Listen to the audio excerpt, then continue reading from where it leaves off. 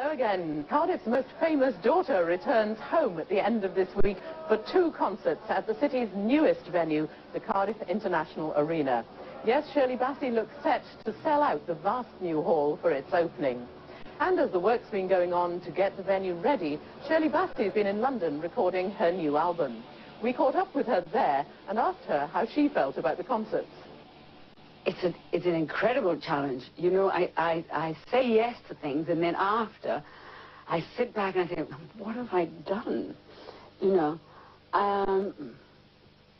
it's very daunting. I'm a bit nervous. Not a bit, I'm terrified at the moment. With one look, I can break your heart. With one look, I play every part. I can make your... So how do you prepare for a big concert? Do you go into training? Well, I'm in training all the time, you know. I just came off my machine now that I've been working out all morning and vocalizing just to talk to you. No, I'm joking. No, because I have a rehearsal. No, even the rehearsal I take seriously. I work out and I vocalize just for rehearsal. The preparation is in searching for songs. 'Cause every year I have to find some new songs because I can't take the same act back. It isn't easy. It's the opening, the middle, and the end of an act I find very difficult. Because once you've got those 3 songs, then the others seem to fall into place like a puzzle. You know? And that's the only time I go over my record that I listen to myself, to find maybe something there in the past that I can bring and make new, you know, bring up to date. Of course, you did the World Choir concert at the Arms Park. What was that like? It was tremendous. It was very exciting to have all those men behind me. Well, certainly they weren't in front of me. And as I came out, they were all behind. So I couldn't see them because I had to come. They were just over my head, and I came through this opening and onto the stage, and then I heard this roar, like you know, it was in a football field, and well, it is like football. It is actually, isn't it, Cardiff Arms? And the first time I ever played there, so that was exciting in itself. And then I looked behind me and I saw all these men, and I just, wow! And the adrenaline was pumping, and the dark. And find out how we spent our festive fiver. And I'm going to be upstairs on the bed with fantastic Shirley Bassey, and we're also going to be talking more Christmas etiquette with Katie Boyle. Well, forget about sex kittens, because my guest this morning is an actual real-life sex tigress. And I can tell you that is absolutely true, because she has already, in the 2 minutes she's been in the boudoir, created more havoc than any other guest that we've had on. Just now, the sound man came over and said, "Miss Bassey, could you please remove your necklace, because it's clanking slightly?" And she stood up and took her drawers off. I can tell you, none of the cameramen are very near to the bed. It is, because the very beautiful and fantastic singer, Shirley Bassey. Thank you, Paula. And she's quite a woman. I just hope nothing else clanks or creaks. God only knows what she'll have off.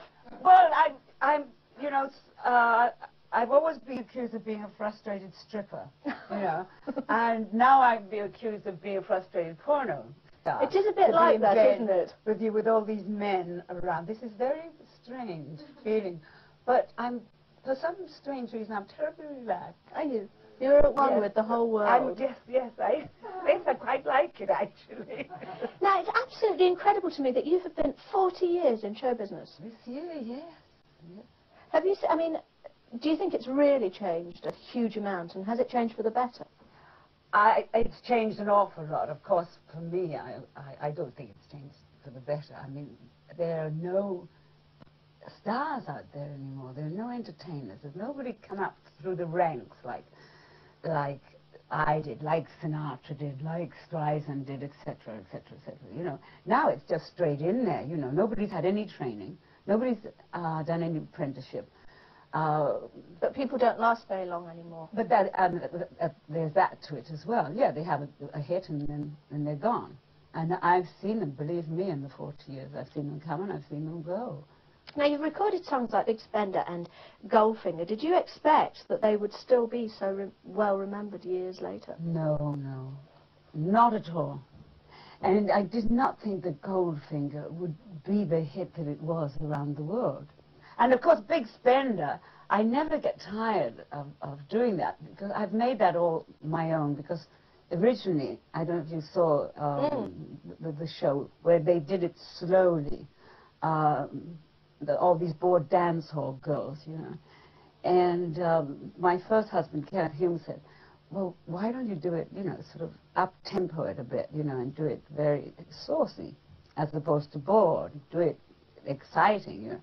And that's how I did it, and everybody, I mean, just goes wild. And when I go to a man in the first row, you know, there are women who say, my husband next, you know, I mean, they're pointing. What do you do when you go to them? Well, I do Big Spender and stick my bottom out. Do you? I don't take off my drawers. Wow. It must be very stressful for them. Yeah, they do tend to go a bit sweat.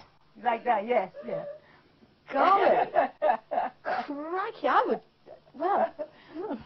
Well, there's some do get a little embarrassed, you know, and sort of kind of do this, you know.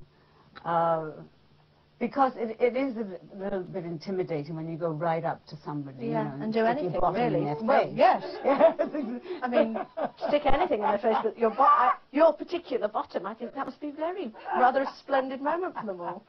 Well, I do work on it. My bottom. Do you? Yes. Do you find that you have to do lots of sort of, I mean, you look so fantastic. Do you do lots and lots to keep looking brilliant? I go to the gym. I go every day when I'm working. Every day.